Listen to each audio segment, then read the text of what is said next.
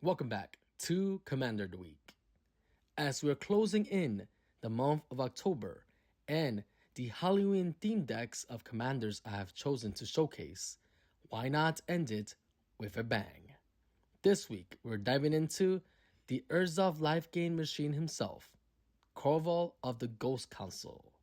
This 2-drop powerhouse doesn't just gain life, he turns every life trigger into possible removal.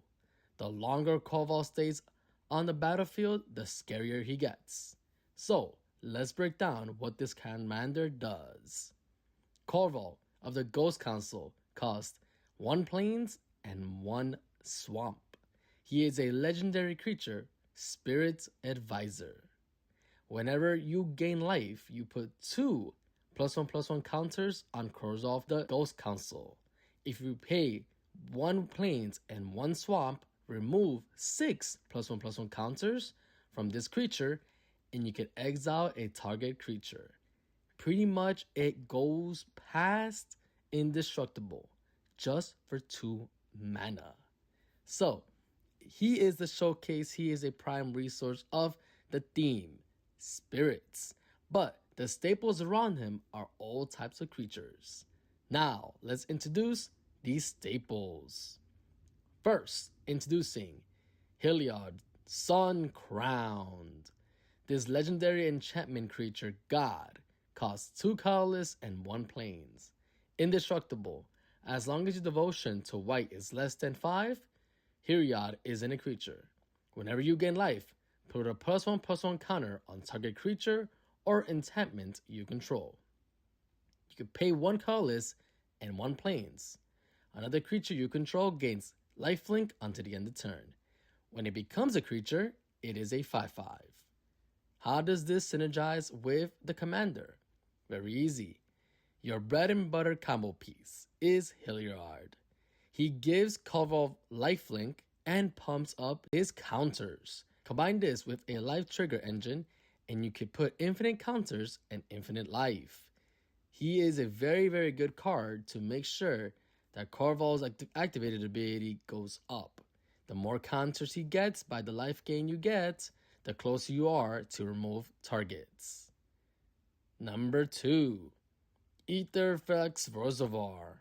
This artifact costs 4 colorless. Whenever you cast a spell, you gain 1 life for each spell you cast this turn. You may pay 50 life, and Aetherflux Reservoir deals 50 damage to target creature or player. This could be a quite interesting finisher as you are a life gain deck. Your goal is to get past 50 and then shock one of your opponents to death. But not only that, the reservoir allows you to add +1 counters on your commander, which then helps out in the goal of using his ability to remove targets from the battlefield. Moving forward, number 3, Aerith Gainsborough. This Final Fantasy staple beloved character from Final Fantasy VII is a 2 colorless, 1 plain legendary human cleric. Lifelink. Whenever you gain life, put a +1/+1 counter on Aerith. Whenever Aerith dies, put X +1/+1 counters on a legendary creature you control, where X is the number of +1/+1 counters that were on Aerith. She is a 2/2. Why is she a perfect fit for this value engine? Well, you could focus on life gaining synergy. And if she does go, you're able to transfer over those +1/+1 counters to your commander, where you can activate his ability to remove threats from the board. Number 4, Authority of the Consul. 1 plains, enchantment. Creatures your opponents control enter tapped. Whenever a creature your opponent control enters, you gain a life. This is a great way to start the game. You play this card at turn 1, and you play your commander at turn 2, and whenever opponent creatures enter the battlefield, you will gain life, which will give triggers to your commander, which will then allow you to remove stuff from the board right off the bat.